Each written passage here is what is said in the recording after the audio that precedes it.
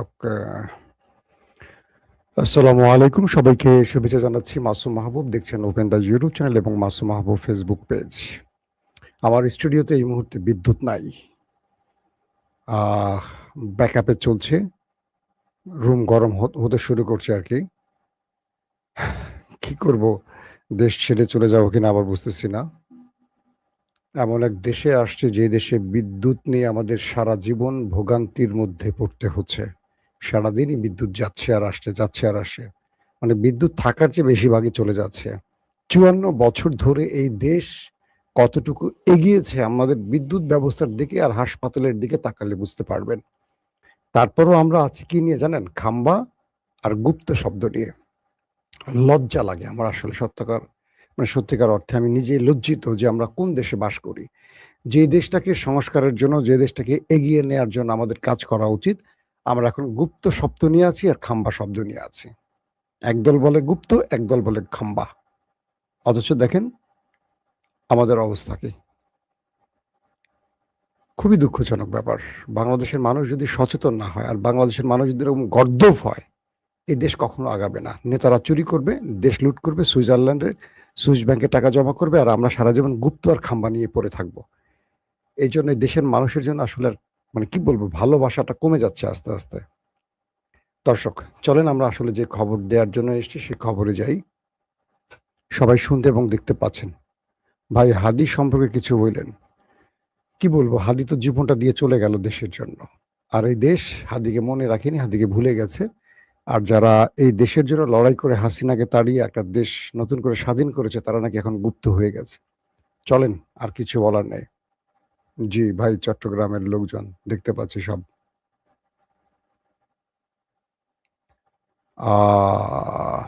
দর্শক, বেশ কিছু গুরুত্বপূর্ণ খবর আছে। সেই প্রথম খবরটি হলো,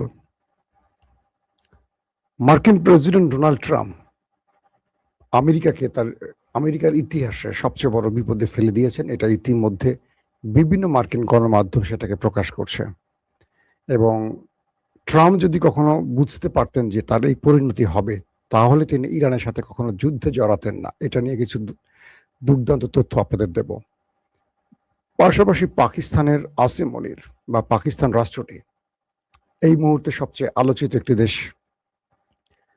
পাকিস্তান এবং ইরান আসলে তলে তলে খেলছে কি, বা পাকিস্তানের সাথে আমেরিকা তলে তলে কি খেলছে, বা পাকিস্তানের সাথে আরব রাষ্ট্র তলে তলে কি খেলছে, এই তলে তলে খেলার কিছু তথ্য আপনাদের দেব। আসেন আমি একটা একটা করে শুরু করি। স্টুডিওতে বসে থাকা খুব কঠিন হয়ে যাবে, গরম হচ্ছে চারদিকে। প্রথম যে খবরটি, মার্কিন কিছু বিশ্লেষক তারা তাদের বিভিন্ন বক্তব্যে লিখনিতে বলতে শুরু করেছেন, ডোনাল্ড ট্রাম্প যদি বুঝতে পারতেন যে তার পরিণতি এরকম হবে, তাহলে তিনি কখনো যুদ্ধে জড়াতেন না। তিনি অতীতে বা আমেরিকা অতীতে অনেক দেশকে সর্বনাশ করেছে। সেই দেশগুলো ধ্বংস হয়েছে, কিন্তু আমেরিকার তেমন কিছু হয়নি। কিন্তু ইরানের সাথে লড়াই করার পর আমেরিকা এই বিষয়টুকু মানে বুঝতে পেরেছে যে বাকি দেশগুলো আর ইরানের অবস্থাটা পুরোপুরি আলাদা। এই যুদ্ধটা শুরুর আগে ইসরায়েল প্রধানমন্ত্রী নেতানিয়াহু এবং মোসাদ প্রধান আমেরিকাকে বুঝিয়েছিল মাত্র 2 থেকে 3 দিনের মধ্যে ইরানের খেলা শেষ। অর্থাৎ সুপ্রিম কমান্ডার, গুরুত্বপূর্ণ কয়েকজন সেনা অফিসারকে মেরে দিলেই সব খেলা শেষ। কিন্তু খেলাটা তখন শুরু হয়েছে, এটা আমেরিকা বোঝেনি। সুপ্রিম কমান্ডার এবং আইআরজিসির গুরুত্বপূর্ণ বা ক্যাবিনেটের গুরুত্বপূর্ণ ব্যক্তিদের মৃত্যুর পর মূল খেলাটা শুরু হয়ে গেছে। এখন আমেরিকা কোনোভাবে ইরানকে বাধ্য করতে পারছে না। Supreme commander Ayatollah Ali Khamenei এর আগে 12 দিন বা 11 দিনের যুদ্ধ শেষে কিন্তু আমেরিকার আবেদনের সঙ্গে সঙ্গে সিজফায়ারে গিয়েছিল, যুদ্ধবিরতিতে গিয়েছিল, আপনাদের মনে আছে। কিন্তু আয়াতুল্লাহ আলী খামেনির ছেলে মুস্তফা খামেনি বা আইআরজিসি বর্তমানে কোনোভাবেই আমেরিকার সাথে আলোচনা করতে রাজি হচ্ছে না। আমেরিকা এই বিষয়টি বুঝতে পারেনি। এখন আমেরিকা যে কোনোভাবে হয় ইরানকে ধ্বংস করতে হবে, নতুবা ইরানের কাছে পরাজিত হতে হবে। এখন আমেরিকা ইরানকে ধ্বংস করতে তো পারছে না, কারণ ইরানকে ধ্বংস করতে হলে আমেরিকার অনেক কিছু ধ্বংস করতে হবে বা আমেরিকার অনেক কিছু হারাতে হবে। আর এই হারাতে গেলে আমেরিকা পৃথিবীতে আর পরাশক্তি বা 1 নাম্বার রাষ্ট্র, পাওয়ারফুল রাষ্ট্র হিসেবে থাকতে পারবে না। ইরান সেখান থেকে আমেরিকাকে দুর্বল করে ফেলবে। কিরকম? এই মুহূর্তে গালফ কান্ট্রি আমেরিকাকে বলছে যে তুমি নিজেকে রক্ষা করতে পারছো না, তুমি আমার দেশে আমার পেট্রো ডলার নিয়ে আমাকে কি রক্ষা করবে? গালফ কান্ট্রি চেষ্টা করছে ইরানের হাত থেকে তার দেশের নিরাপত্তার জন্য কি করতে পারে। তারা আমেরিকার বদলে ভিন্ন রাষ্ট্রকে খুঁজছে।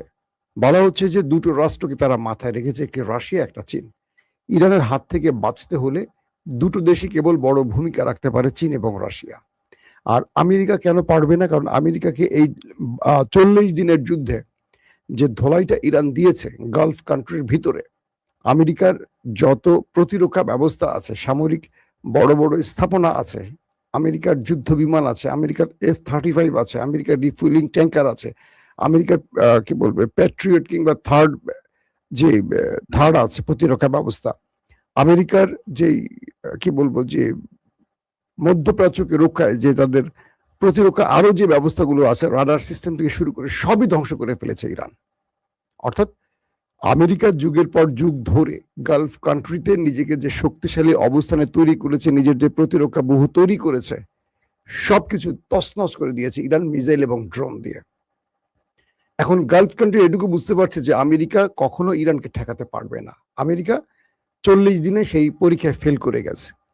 এখন ইরানকে যখন হিংস দেয়া হচ্ছে যে আমাদেরকে কি বলে চীন এবং রাশিয়ার কাছে, যখন গালফ কান্ট্রি গোপনে ছুটতে শুরু করেছে ইরানের হাত থেকে বাঁচার জন্য, তখন চীন বলে দিয়েছে যদি আমাদেরকে ডাকো তাহলে আমাদের কিছু শত্রু আছে। কিরকম? যে তোমরা যে তেল বিক্রি করবে পৃথিবীব্যাপী, এটা ইউয়ানে বিক্রি করতে হবে, তোমরা ডলারে বিক্রি করতে পারবে না। আবার আমেরিকা টিকে আছে কিভাবে? আমেরিকা টিকে আছে তার মিত্রদের যত রিজার্ভ সব ডলারে আছে, রিজার্ভ হিসেবটাই করা হয় ডলারে। এখন আরবের এই ধনকুবের রাষ্ট্রগুলো যদি আমেরিকার পাশ থেকে সরে ইরানে চলে যায়, কি বলে চীনে যায় বা রাশিয়া যায়, তাহলে রিজার্ভটা ডলারে থাকবে না, ইউয়ানে চলে আসবে। তাহলে আমেরিকা ধাস করে মাটিতে পড়ে যাবে। মানে মূল পৃথিবীর শক্তি তো ধরেন আপনার ডলার এক নাম্বার কারণ যে আমেরিকা আজকে এই সুপার পাওয়ার কেন, অর্থ ব্যবস্থা ডলার, বিশ্ব কারেন্সির মূল হিসেবটা হয় ডলারে। তো আবার সৌদি আরব, কাতার, কুয়েত, জর্দান এরা যদি তেল বিক্রি শুরু করে ইউয়ানে, তাহলে আমেরিকার আর অস্তিত্ব থাকে না। এখন আমেরিকা বুঝতে পারছে যে তার অবস্থা খুবই করুণ, কারণ ইরান এই যুদ্ধে আমেরিকাকে সাপের মতো পেঁচিয়ে ফেলেছে। মানে কি, এখন আমেরিকা চাইলে যুদ্ধবিরতি করে শেষ করতে পারবে না। ইরান এমন ভাবে ট্র্যাপে ফেলে দিয়েছে আমেরিকাকে, আমেরিকা সেখান থেকে উঠতে পারছে না। যেমন হরমুজ প্রণালীতে অবরোধ করে বসে আছে কেন আমেরিকা চাচ্ছে ইরান যেন কোনোভাবে তার কারেন্সিতে বা ইউয়ানে বা ক্রিপ্টো কারেন্সিতে আর তেল বিক্রি করতে না পারে, বা ইরানের কাছ থেকে ইরানের মিত্ররা যেন ডলার ছাড়া অন্য কোনো ব্যবস্থা তেল না কিনা। কিন্তু ইরান বলে দিয়েছে হয় ক্রিপ্টো কারেন্সি অথবা তোমাকে আসতে হবে ইউয়ানে। ইতিমধ্যে সেইভাবেই যারা যারা তেল নিচ্ছে বা হরমুজ প্রণালী ত্যাগ করছে টোল দিয়ে, তারা সবই এই পদ্ধতি গ্রহণ করছে, ডলার বাদ দিয়ে দিয়েছে। এখানে বিশাল ধাক্কায় আমেরিকা খেয়ে ফেলছে। তো এই পরিস্থিতিগুলো একটার পর একটা আসছে, এবং সামনের দিনগুলোতে ইরান আমেরিকাকে এমন চাপে ফেলে দিয়েছে যে ইরানের মিত্ররা ক্রমান্বয়ে আমেরিকা থেকে মুখ ফেরাতে শুরু করেছে। যেমন এর মধ্যে ইউরোপ মোটামুটি আমেরিকাকে সহযোগিতা করছে না, ন্যাটো সরে আসছে, যে কারণে আজকে পেন্টাগনের একটি বা হোয়াইট হাউসের একটি গোপন নথি লিক হয়েছে, এটা মেইল লিক হয়েছে। সেটা কি, আমেরিকা ন্যাটো থেকে স্পেনকে সাসপেন্ড করতে যাচ্ছে, এমন একটি নোটিশ পাওয়া গেছে। তার মানে স্পেন এই যুদ্ধে সবচেয়ে বেশি আমেরিকা ইসরায়েলের সমালোচক ছিল, এবং ইসরায়েল আমেরিকাকে তার ভূমিতে বা আকাশে উঠতে নামতে দেয়নি, কোনো প্রকার তাদের ঘাঁটি ব্যবহার করতে দেয়নি, এবং সবচেয়ে বেশি সমালোচনা করেছে মিস্টার পেড্রো, স্পেনের যিনি প্রধানমন্ত্রী। এবং তাই স্পেনকে সাময়িকভাবে ন্যাটো থেকে সাসপেন্ডের পরিকল্পনা নিচ্ছে আমেরিকা। সেই তথ্যটি আজকে লিক হয়েছে। এখন প্রশ্ন হলো, যদি স্পেনকে ন্যাটো থেকে বের করে দেয়, ধারণা করা হচ্ছে আরো অনেক ইউরোপীয় রাষ্ট্র এই ন্যাটো থেকে বেরিয়ে যেতে পারে। আমেরিকা এখন তার শত্রু ইরানকে সাইজ করতে না পেরে ইউরোপের দিকে নজর দিচ্ছে। পাশাপাশি আরো যে দেশগুলো আমেরিকা ইসরায়েলের কঠোর সমালোচক ছিল, তাদেরও কঠিন বিরোধিতা শুধু নয়, শাস্তি দেওয়ারও বিভিন্ন পথে হাঁটছে আমেরিকা। তো বলা হচ্ছে যে এই মুহূর্তে আমেরিকা ইসরায়েল ইরানের সাথে মানে ইসরায়েল কিন্তু লড়াই করতে চাইছে, আমেরিকা কিন্তু এখান থেকে উঠে যেতে চাইছে, কিন্তু আমেরিকাকে ইরান ছাড়ছে না, চারদিক থেকে সে পেঁচিয়ে ফেলছে। আসেন 2 নম্বর গুরুত্বপূর্ণ খবর। পাকিস্তানের এসছেন ইরানের পররাষ্ট্রমন্ত্রী আব্বাস আরাকচি, এবং কয়েকটি সূত্র বলছে যে পাকিস্তানের ডেলিগেটরা চলে গেছে ইতিমধ্যে পাকিস্তান ছেড়ে। অন্যদিকে আজকে আমেরিকার প্রতিনিধি দল আসার কথা পাকিস্তানে। ইরানের পররাষ্ট্রমন্ত্রী বলছেন যে আমরা পাকিস্তানের সাথে আলোচনা করতে আসছি, আমরা কোনো আমেরিকানদের সাথে বসবো না। এই বক্তব্যটি আমেরিকানদের একটা বড় চপেটাঘাত হয়ে গেছে। বলা হচ্ছে যে আসিম মনির 3 দিন ছিলেন ইরানে। 3 দিন থেকে ইরানকে যে কোনো ভাবেই তিনি বোঝাতে চেয়েছিলেন এবং বুঝিয়ে সম্ভব করেছিলেন যে তুমি হরমুজ খুলে দাও, তুমি তোমার মতো হরমুজ পূর্বের মতো রাখো, টোলাদায় কোনো যেটাই করো। আর আমেরিকা যে অবরোধ দিয়ে বসে আছে, আমেরিকা বলছে আমেরিকা এখানে থাকবে না, তুমি হরমুজ খুলে দিলে আমেরিকা চলে যাবে। তো 3 দিন থেকে আসিম মনির ইরানকে ম্যানেজ করে তারপরে যেদিন তিনি ইরান ছাড়লেন তখনই কিন্তু পাকিস্তান ইরান থেকে বলা হয় যে হরমুজ খুলে দেয়া হয়েছে। আপনারা দেখেছেন একদিন মানে 24 ঘন্টার জন্য। কিন্তু আমেরিকা পাকিস্তানকে যে কথা দিয়েছিল তারা অবরোধ তুলে দিবে, তারা কিন্তু অবরোধ তোলে না, তারা প্রতারণা করে। কারণ ডোনাল্ড ট্রাম্প যখন অবরোধ তুলে দেবে এই চুক্তিতে আসিম মনিরকে ইরানে পাঠিয়েছিল এবং আসিম মনির ইরানকে ম্যানেজ করে হরমুজ খুলে দিয়েছিল, তখন মিস্টার নেতানিয়াহু ট্রাম্পকে আবার চেপে ধরেন যে না, খবরদার, আপনি এই কাজটি করতে পারেন না। আপনি যদি এখন এই অবরোধ খুলে দেন তাহলে তো আমরা মারা পড়বো, আমাদের সব শেষ, এতদিন যা কিছু করেছি আমাদের সব অর্জন ব্যর্থ হয়ে যাবে। তো ডোনাল্ড ট্রাম্পকে যখন আবার নেতানিয়াহু চেপে ধরেন, ট্রাম্প আবার পূর্বের সিদ্ধান্তে ফিরে আসেন। তখন খেপে যায় আসিম মনির যে আপনি আমাকে দিয়ে মধ্যস্থতা করেছেন, আমাকে কথা দিচ্ছেন, কিন্তু পরক্ষণে আপনি কথা পরিবর্তন করছেন, তাহলে আমি ইরানের কাছে তো বিশ্বাসঘাতক হয়ে যাব। এরপর আমরা দেখেছি যে ডোনাল্ড ট্রাম্প হরমুজ প্রণালীতে অবরোধ দিয়ে বসে আছে, এখনো নড়াচড়া করছে না। ইরানের জাহাজ আটক করে, আবার ইরান আমেরিকান স্বার্থ সংশ্লিষ্ট জাহাজ আটক করে। দুই পক্ষের সাথে খেলা চলছে। আবার ইরান আমেরিকার নাকের ডগা দিয়েও চলে যাচ্ছে তার কার্গো জাহাজ নিয়ে। তো ইরানের তেল কেনার জন্য আজকে নতুন করে চীনের উপর নিষেধাজ্ঞা জারি করে দিয়েছে আমেরিকা। বুঝতে পারছেন আমেরিকা কোন দিকে ছুটছে। তো এই অবস্থায় আজকে নতুন যে খবরটি এসছে যে ইরান বা আব্বাস আরাকচি পাকিস্তানে এসে তাদের বক্তব্যগুলো তুলে ধরেছে পাকিস্তানের কাছে যে তোমরা সিদ্ধান্ত নিচ্ছ, ভালো নিচ্ছ, আমাদের জন্য করছো বা বিশ্বের শান্তির জন্য করছো, কিন্তু তোমরা মধ্যস্থতা করো আর যেটাই করো আমেরিকাকে আগে রাজি করাবে। শুধু বিষয়টা এরকম না, আমেরিকা তার কথার উপর ঠিক থাকবে কিনা। কারণ আমেরিকা সকালে একটা বিকালে একটা বলে, ট্রাম্পকে পৃথিবীর কেউ বিশ্বাস করে না। তো এই লোককে দিয়ে তোমরা কেন এই মিশনে নেমেছো।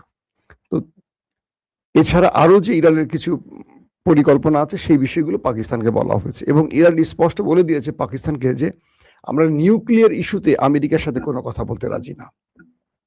আমরা যদি কথা বলি আগামী দিনগুলো কি হবে, যুদ্ধবিরতির ফলে অর্থনৈতিক ব্যবস্থা হবে, হরমুজ প্রণালী ইস্যুতে টোল এগুলো নিয়ে কথা বলতে চাই। আমাদের উপর নিষেধাজ্ঞা যেগুলো আছে গত 40-50 বছর ধরে, এগুলো উঠাবে কি করে, আমাদের সারা পৃথিবীতে যে বিলিয়ন ডলার ফ্রিজ হয়ে আছে এগুলো ফেরত দিবে কিভাবে, আমাদের ক্ষতিপূরণ কিভাবে দিবে, এগুলো নিয়ে আমরা আলোচনা করতে চাই। আমেরিকা যে আমাদের সাথে নিউক্লিয়ার বিষয়ে যে আলাপ করতে চায় এই বিষয়ে আমরা কোনো কথা বলতে চাই না। যদি আমেরিকা নিউক্লিয়ার বাদ দিয়ে অন্য কোনো প্রসঙ্গে কথা বলতে চায় সেই প্রসঙ্গের প্রস্তাবনা আমাদের কাছে পাঠাও। আমরা তোমাদেরকে যে প্রস্তাবনা দিয়েছি এর অ্যাকচুয়ালি আমরা এদিক ওদিক যাব না। অর্থাৎ ইরান তার অবস্থাটা পাকিস্তানকে জানিয়ে দিয়েছে। এখন পাকিস্তান সেই ব্যাখ্যাগুলো পাঠাবে আমেরিকার কাছে। এখন আমেরিকা যদি রাজি থাকে তাহলে কিছু একটা হবে, আর যদি রাজি না থাকে, আমেরিকা যেভাবে মধ্যপ্রাচ্য চারদিক থেকে ঘিরে ফেলছে, একটার পর একটা রণতরী তাদের আসছে, তাদের যুদ্ধ বিমান আসছে, তাদের রিফুয়েলিং ট্যাঙ্কার। আজকে আমি আপনাদের দিনের বিকেলের খবরে বলে দিয়েছি যে 25টি রিফুয়েলিং ট্যাঙ্কার কেবল ইসরায়েলি নেমেছে বেনগরিয়ান বিমানবন্দরে।